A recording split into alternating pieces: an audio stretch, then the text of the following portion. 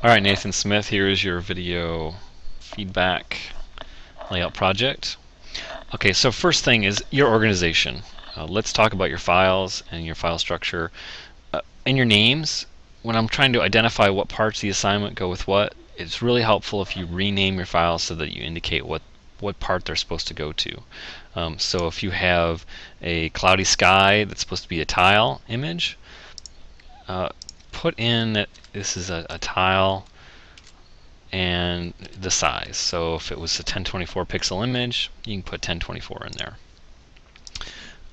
If you have an image like Night Shuffled, which is part of your layout, put in, at some part in the file name, layout. And if this is your first layout, your second, maybe you've got 8 of these, you can identify them, by putting in which number of the sequence that we're dealing with, and then what size.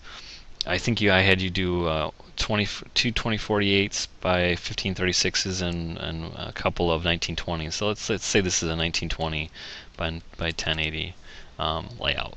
So you can just spell that all out there for me, like, oh, okay, that's what that's for. Now you can also save your reference stuff right in here so that I know and can say, what did you base this on? Some assignments are require you to provide source material so I can see how it translated. And you can just go to your web pages and do right click and do a save as. I've done that here. I've actually brought in and saved this picture from the forums that you said you based this on.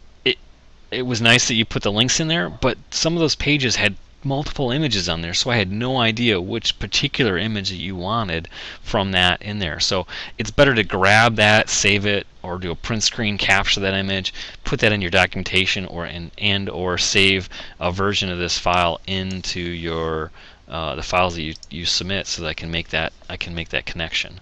Now, what I would do here is, if this crazy details was your layout source, I might just say, okay, this is my layout reference, layout 1 reference, and kind of leave it at that. So then I can do that. I probably would put that maybe in the beginning. I don't know. So that I'm like, oh, okay, so layout 1 reference, and here's your layout 1. So I know that you created this based on this. So that would be one major improvement in how you're kind of turning in your work.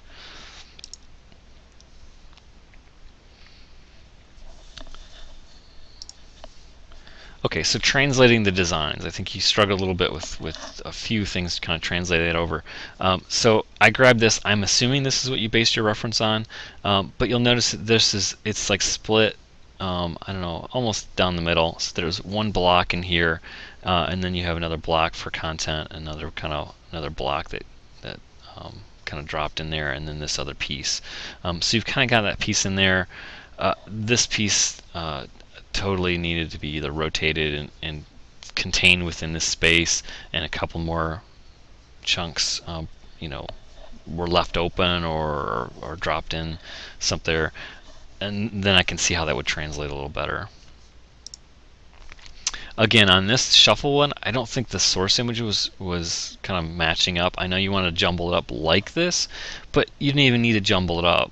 Just having things within a 2-column, 3-row grid would work. The other thing is your image size. I didn't ask for the formatting to be 23, 30, whatever it is.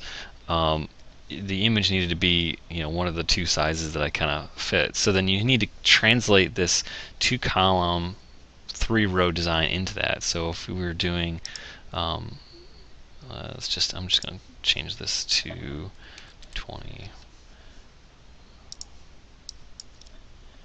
1080. So we're going to translate that. This might be kind of what this design would get translated into. Is they're going to be a little wider and some more panoramic size kind of images. Now, if that you didn't like how that translated, you want to kind of maintain the square nature of this, you'd need to work out, well, I can't do it. I need to rotate this and maybe do it where there's 2 rows instead of 3, and then I have 3 columns. So you just sort of rotate this